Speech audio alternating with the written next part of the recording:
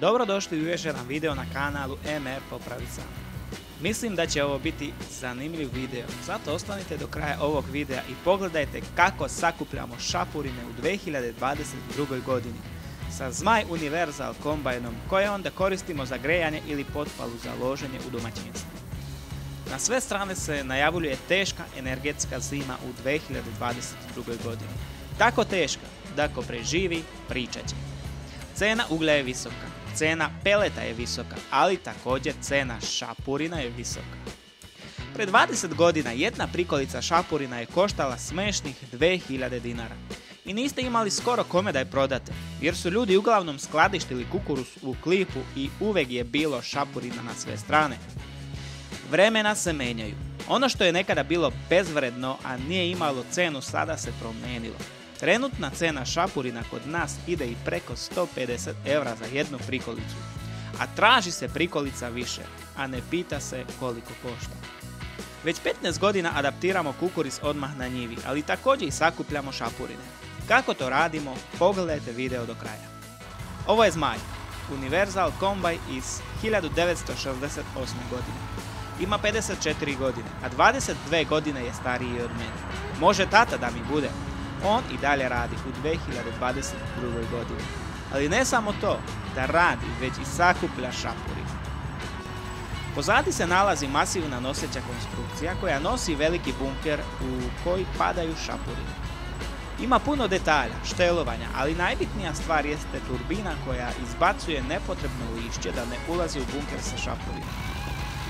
Ugrađena je turbina od torpeda 75, a velikim ogibljivim crevom je potreban vazduh donešen pozadi gdje uz pomoć usmjerivača vazduha lišće izlazi napolje, a šapurine ostaju ili padaju u bunker.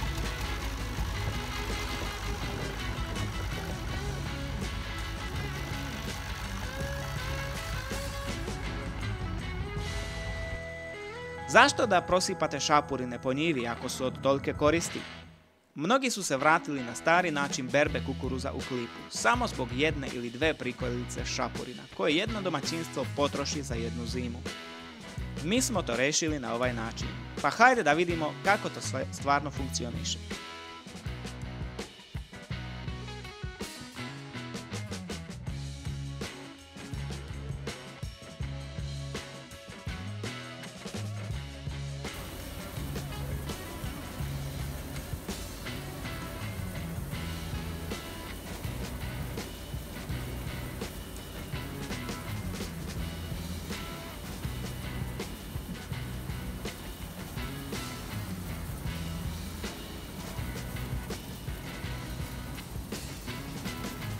Temperatura motora je na 70 stepeni i ovo moram uvijek pratiti da temperatura ne podigne na 80 stepeni jer tada već počne da izbacuje vodu, a onda se stalno greje.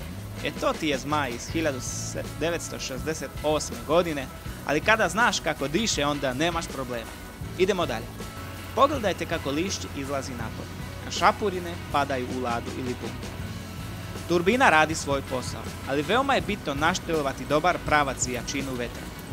Turbina toliko dobro ili jako duva da i šapurine može da izduva. Ovdje se najbolje vidi kako šapurine padaju u ladu, a nepotrebno lišće izlazi napolje.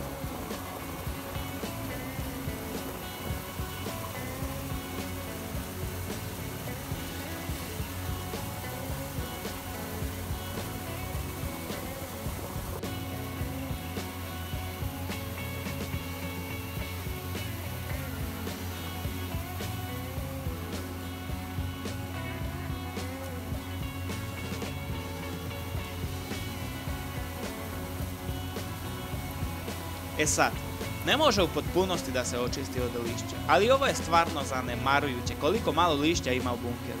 Ma nema veze, bar će biti lakša potpala. Stvarno si zmaj.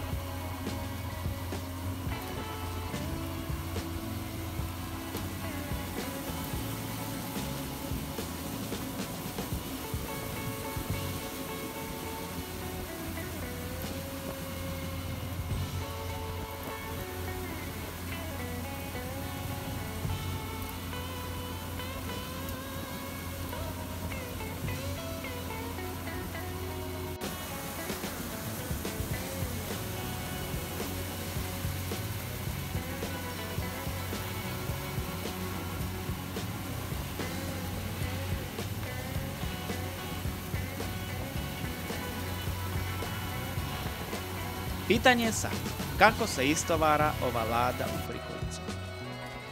Uz pomoć prednjeg utovarivača lada se kači ili diže, a onda istovara. Na ovaj način sakupljamo šapurine, a onda ih dalje distribuiramo. Za 150 evra ljudi su gotovi da i ručno sakupljaju šapurine, ali to je mukotrpan posao.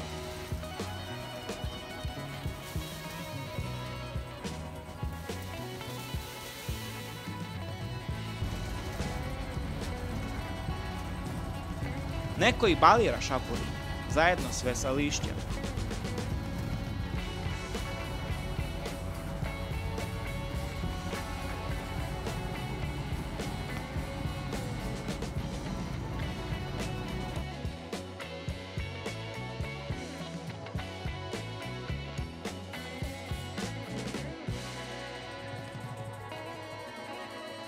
To bi bilo to u ovom videoklipu.